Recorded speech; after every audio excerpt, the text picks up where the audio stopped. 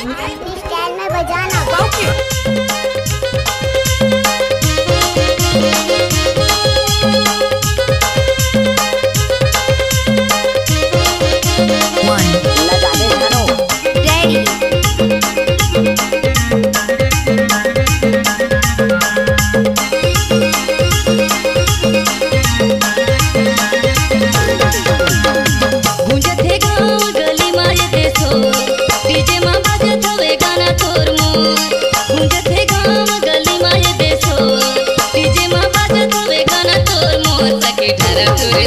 मजा आथे महुआ के जोर सखी धारा थोरे थोर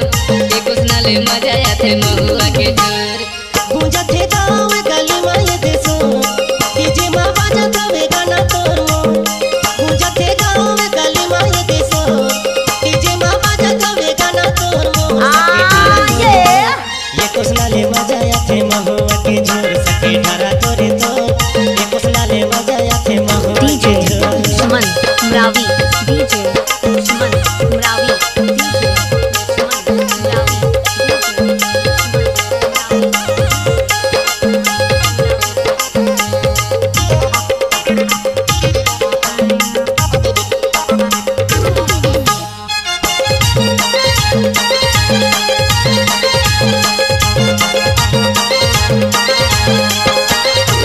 पानी रे पानी ऐसन पानी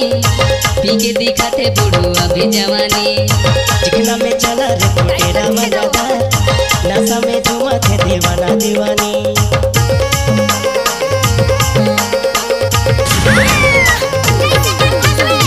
पानी रे पानी ऐसन पानी पी के दिखाते बूढ़ो अभी जवानी चिकना में चला रे तेरा मजादार नशा में झूमा थे दीवाना दीवानी चर्चा होते अब हमर चारो डीजे में बाजत हवे गाना तोर मोर चर्चा होते अब हमर चारो डीजे में बाजत हवे गाना तोर मोर सखी धारा तोरे तोर कुछ नाले मजा आथे महुआ के जोर सखी धारा तोरे तोर कुछ नाले मजा आथे महुआ के जोर। लक्ष्मण मरावी का मिक्स किया हुआ गाना।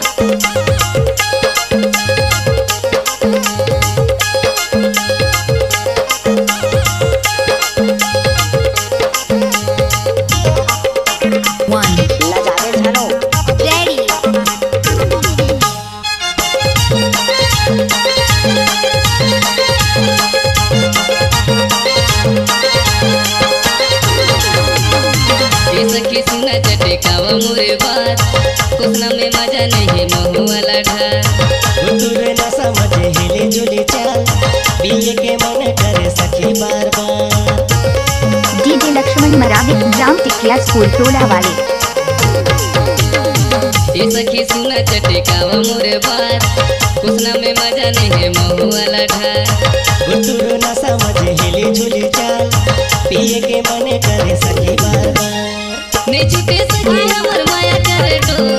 डीजे में बाजत हवे गाना तोर मोर ने छूटे सखी हमर माया करे डोर डीजे में बाजत हवे गाना तोर मोर सखी धारा तोरे तोर कुछ नाले मजा आथे महुआ के जोर सखी धारा तोरे तोर कुछ नाले मजा आथे महुआ के जोर गूंजथे गाँव गली में देसो डीजे में बाजत हवे गाना तोर मोर गूंजथे गाँव गली में देसो डीजे में बाजत हवे गाना तोर मोर सखी धारा तोरे तोर कुछ नाले मजा आथे महुआ के जोर सखी धारा तोरे तोर कुछ नाले मजा आथे महुआ के जोर सखी धारा तोरे तोर कुछ नाले मजा आथे महुआ के जोर सखी धारा तोरे तोर कुछ नाले मजा आथे महुआ के जोर सखी धारा तोरे तोर